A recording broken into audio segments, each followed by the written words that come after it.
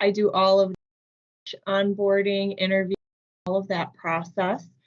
So if someone were to be interested in our agency, I first tell them what we do. So we provide supports to individuals with developmental and intellectual disabilities.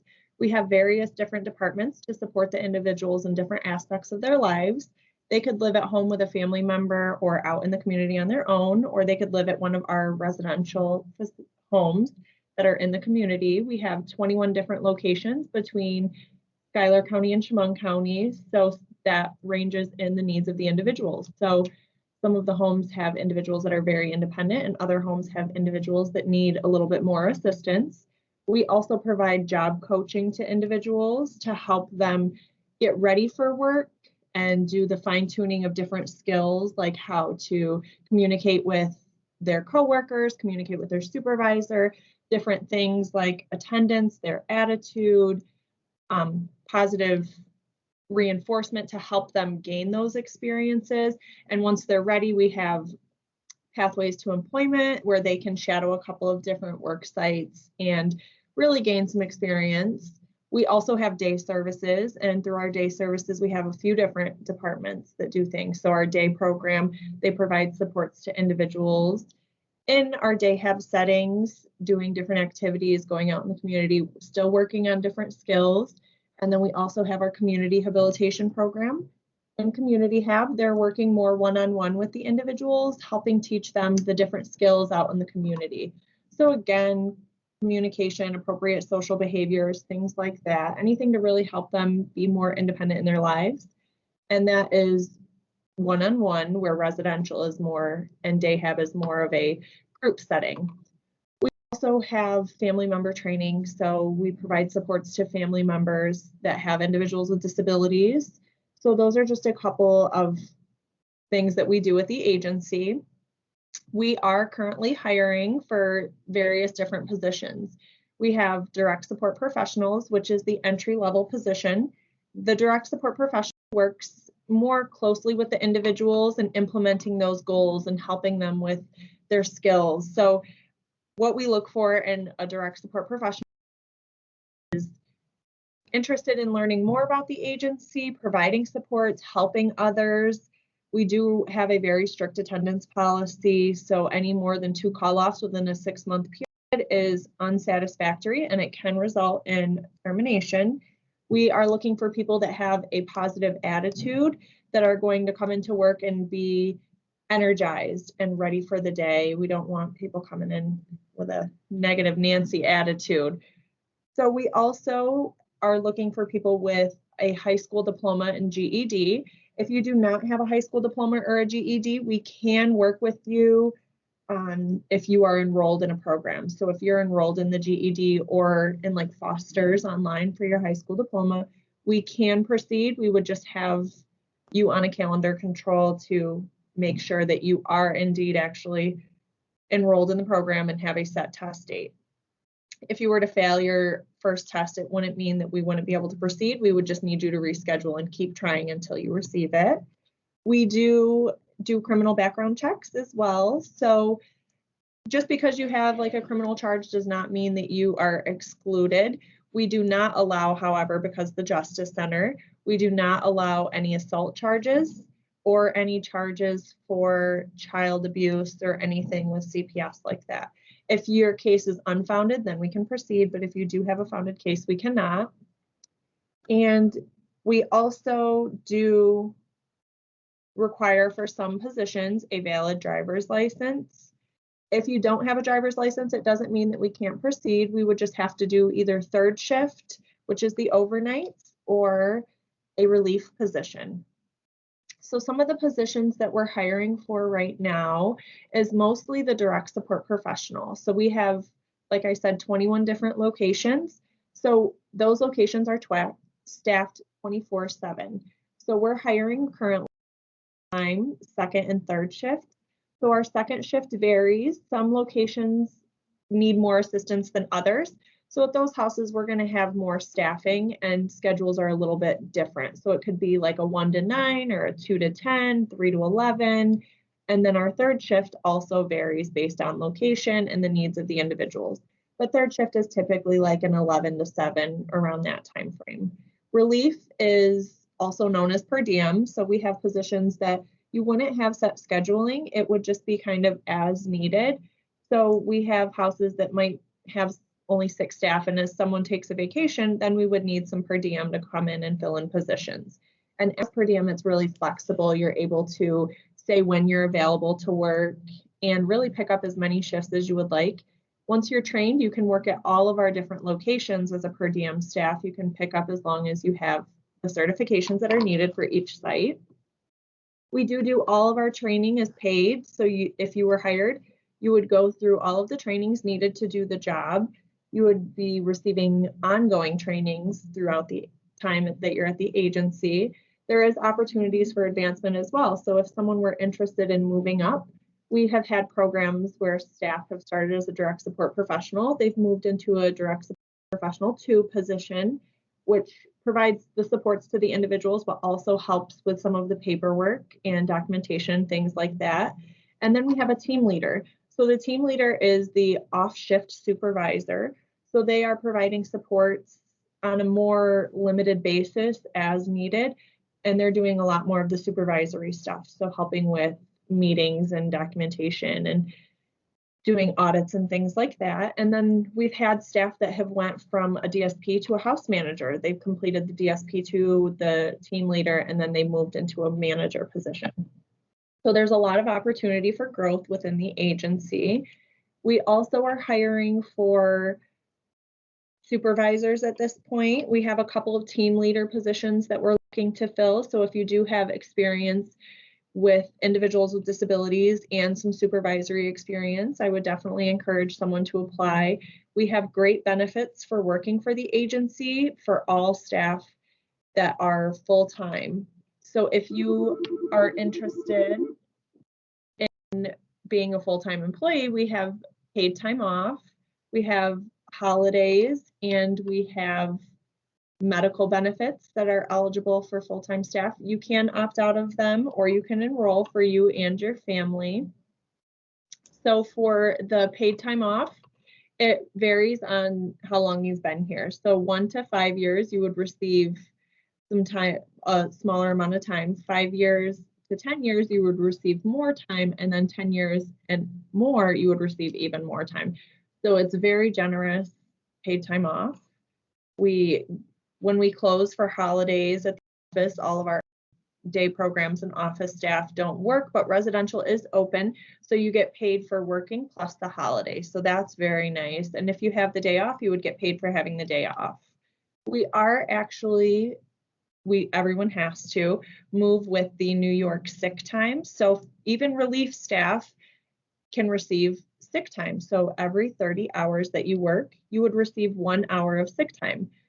And the more time that you build up, you can use that time for personal reasons like mental health days, anything for yourself that is like a doctor's appointment, sickness, or your family members, immediate family members, really.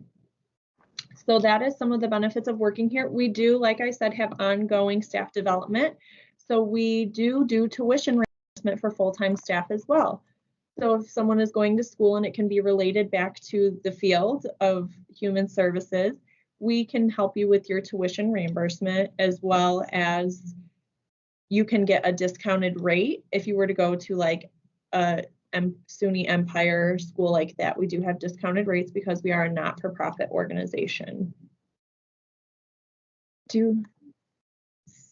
So if you guys have any questions on how you can apply, you can reach out to me.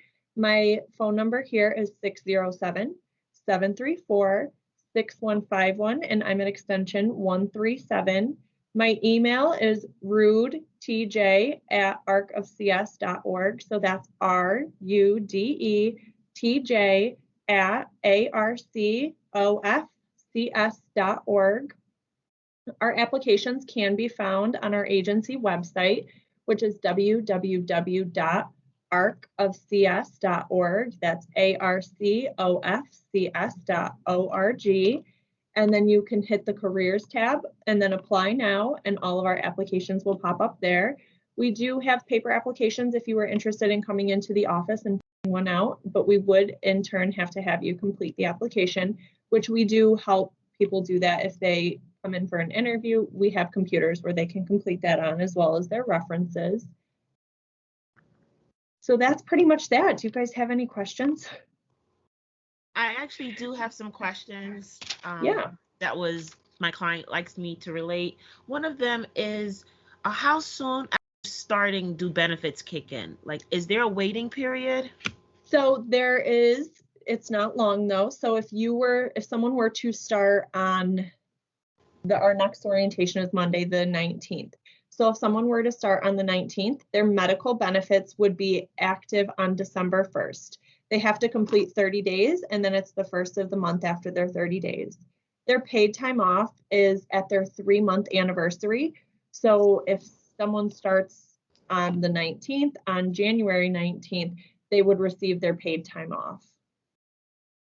The agency also does cover, I forgot to say this, the agency does cover for full-time staff double your salary and life insurance policy. It costs nothing for the staff as long as you're a full-time staff that stays active. If you were to drop down to per diem or leave the agency, that would drop off as well. And same with the medical benefits and paid time off. We do also have a retirement plan that staff are eligible to enroll in, and that is also at their 3-month anniversary. So at their 3-month anniversary, they can enroll in our retirement program, and the agency does a contribution. It's up to a 3% match. So if a person decides they want to put in 6% into their retirement, the agency will match 3%, so it's like 9% is going into their retirement.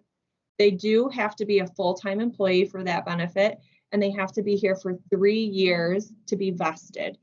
And that means that the agency's contributions will not leave with them if they were to leave before they hit 3 years. But once they hit their 3-year mark, everything that is in there is theirs to keep. If they were to leave, they can take it with them, or they can roll it over. That knocks off one of my other questions. Yeah. So what is the pay period? Like, do they get paid every week? Do they get paid every 2 weeks? How does that work? So we get paid bi-weekly, and we don't hold the first or last paycheck. So when someone starts, they're getting paid for their orientation, all of their trainings, and they get paid that following pay period. So for someone starting on the 19th, they're going to be lucky because they're starting in the 2nd week of the pay period. So they'll work 1 week, and then we'll end that pay period, and then they'll process payroll, and they'll get paid for 1 week that following Friday. And then where someone starts on the 26th, they'll work the full 2 weeks, and then their payroll will process, and they'll get paid for the full pay period on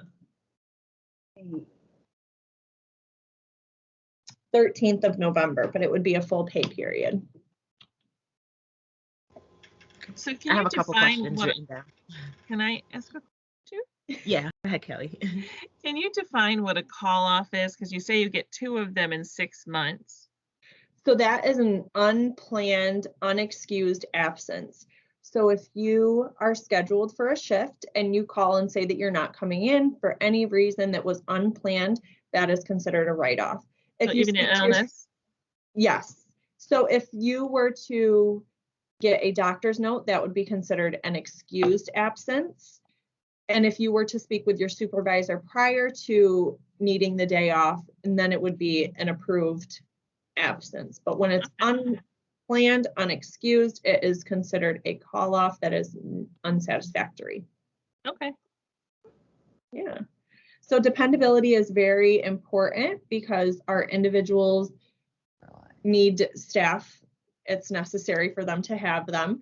So if someone calls off, you're really essentially screwing your coworkers, because then they have to pick up that shift, and it's causing staffing issues, and that is just not fun for anyone. Mm-hmm. So being appropriate, coming to work, being reliable, communication. We do documentation, so being a good communicator is very important, and making sure that you relay all information to your coworkers and documentation. So those things are very important. And we're also, our biggest thing is we are teaching the individuals. We're not here to be their caregivers. We want to teach them to be independent. So anything that we can do in our lives, we want them to be able to do. So it's very person-centered, and we're not here to tell them what they can and can't do. These are their homes, and we are essentially guests in their homes. So it's important to make sure that we're providing supports in a way that is what the individuals want. Mhm. So person-centered. So being aware of that, being appropriate, dressing appropriate for the job you're going to be doing, things like that. I know we're hiring a lot of younger people right now. So cell phone use, those are things that you can have your cell phone, but we ask that it stays in the office. For emergency purposes, you can go in and check it, but we don't want you sitting out on the floor on your phone. We're here to engage with the individuals, provide supports to them, teach them. So those type of things are what we're looking for. Wonderful. So you mentioned appropriate dress. What would be appropriate dress for somebody visiting the home? So for our direct support professionals, they are allowed to wear jeans, t-shirts, sneakers. We request that the jeans don't have rips in them, that your t-shirts be appropriate, not offensive to anyone. And we don't wear crop tops, we don't wear scrubs, because we're very engaged in the community. We don't want to draw attention to ourselves and the individuals. So depending on your location, no beach style flip-flops, no sandals, no open-toed shoes, because we do have houses with wheelchairs, and if someone rolls over your foot, that is not going to feel good. So we ask that you don't wear short shorts. Spaghetti strap tank tops are not acceptable. Crop tops, halter tops, tube tops, anything like that. Our dress code picture does say no leggings, but it depends on how you're wearing them. If you're wearing a shirt that covers in the front and in the back, that is totally acceptable. And we also say no hoodies, but we just don't want you to wear your hood up. So if you're wearing a hoodie with the hood down, that's totally fine. But when you're wearing your hood up, it could be confusing. So we ask that people don't do that. We also say no sweatpants.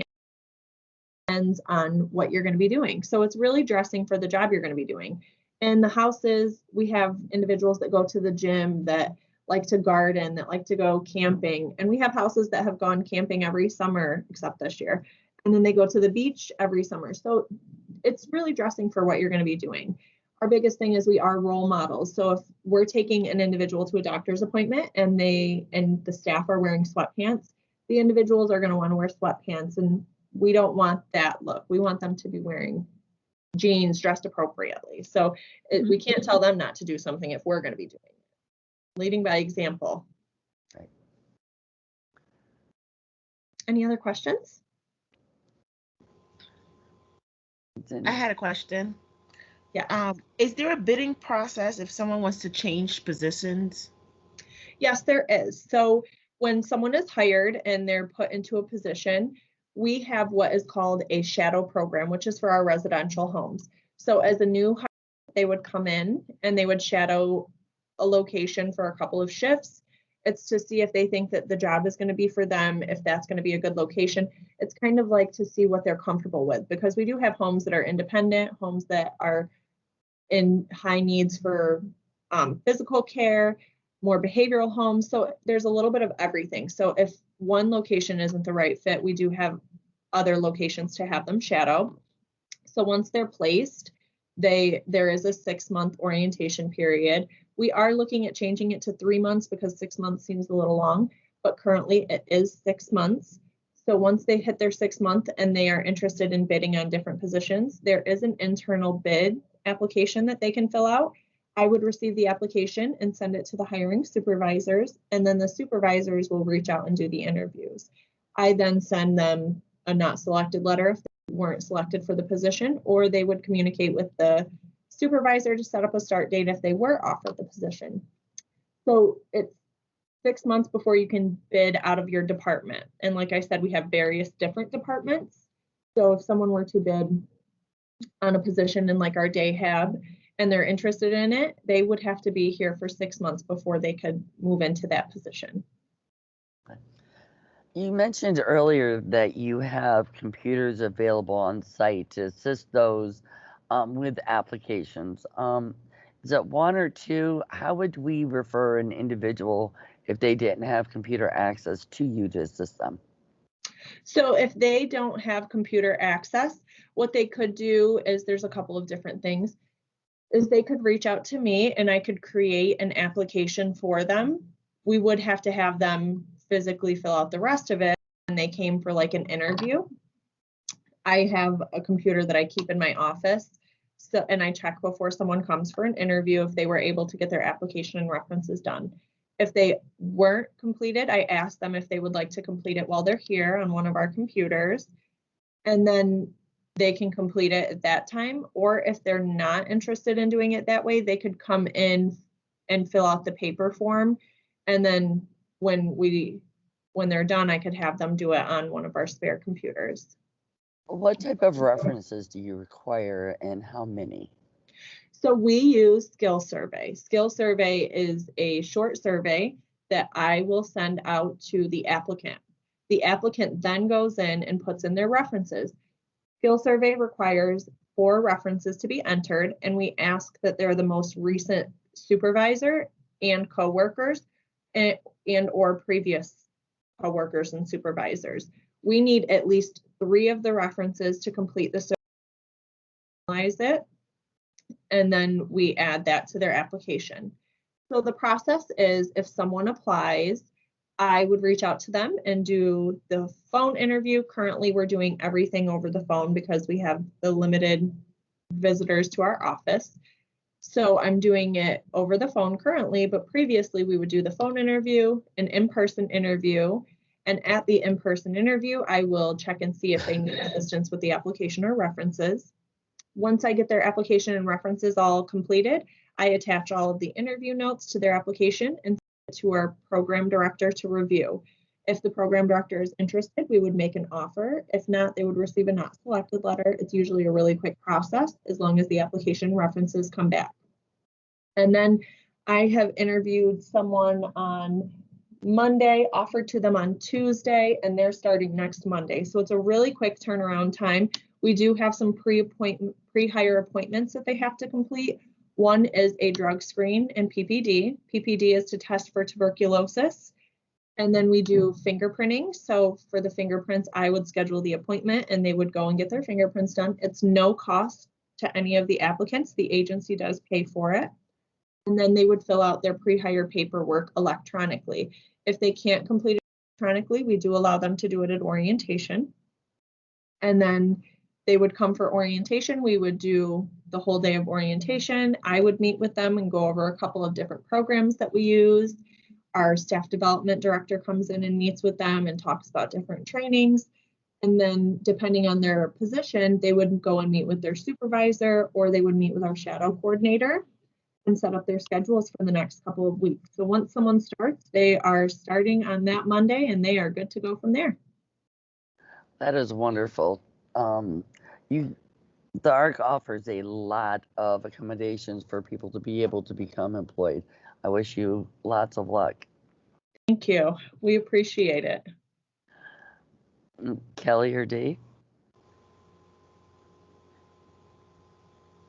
You're muted, Kelly. The only question I did have is if someone has not had numerous employers, they may not have 3 or 4 references to utilize as employers. Are there other references that would be acceptable? Then we would, if they have not had any employers, then we would allow them to use personal references.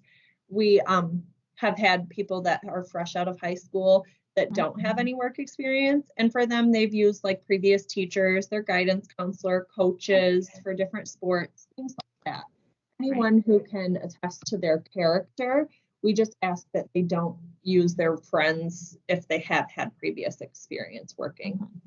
And we don't require any experience for the direct support professional. We do all of our training in-house, and it's just a great opportunity. I myself actually started as a DSP, and I've worked here now for almost 7 years. I started as a direct support professional in our residential programs, and then I moved to our day services programs, and I worked in our day hab, and then I did transportation. And then from transportation, I've moved into the recruiter position. So there's a lot of opportunities within the agency. Wonderful. Yes.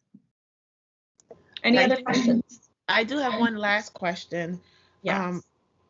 Do you offer masks and like cleaning supplies to the staff? Yes, we do Are have they masks. or shields? Yep, so we do have all of the PPE. Right now, I know that safety is a big concern. We do have all of the PPE equipment that is necessary. So if anyone of our individuals were to test positive, we do have all of the equipment to help prevent the spread. We have all of the cleaning supplies, the masks, the gowns, the gloves, everything that would be necessary. Anything else that you guys can think of? Actually, I do want to mention some. You mentioned the transportation. I know it's a mobility unit. Now with this service, could you just maybe just explain to who's on our meeting today? Because I really think that's an underutilized program that the individuals to come work for you could take advantage of. Yeah, so we do travel training. We have a mobility coordinator that does travel training for people to help them understand the bus routes. So that I know that we are in an area that has limited transportation, but the bus routes are nice. They do go a lot of different places. And like I said, we have homes in the community. So they are located out in like Waverly, Elmira, Horseheads, Big Flats, Watkins Glen. So transportation is necessary for those houses, some of them. So the bus routes are nice.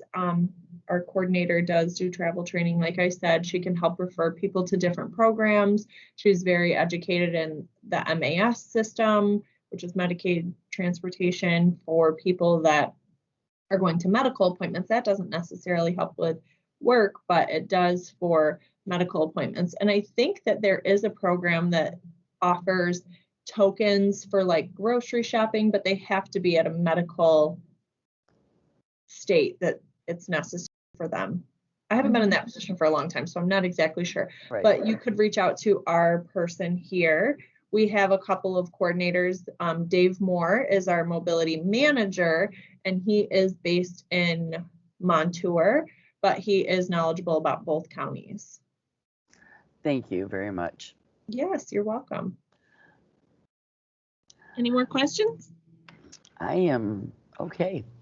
I'm So done if- as well. So I do just want to say, if anyone is interested in receiving services and not employment, we do have an intake coordinator that can help navigate the very difficult process of being approved through OPWDD. OPWDD stands for Office for People with Developmental Disabilities. So we do have an intake coordinator and a interim case manager that help with the process of getting approved for these different supports, can get you set up with service coordination that can really help flourish your family, and they can help with different programs that we offer here. And they also don't just offer programs here, they offer them to other agencies as well. So if someone's interested in getting day services through us, but they want to live in a residential home at Able To, we do provide that support as well. Her name is Katie Jaroche, and she's very great. Yeah. Thank you. Thank you for joining us today. We really appreciated you coming on, Tricia Rood, and talking to us about the Arc of Chemung and Schuyler. And hopefully we can share this and have lots of opportunities for you to fill positions. All right, well, thank you guys so much. I appreciate it.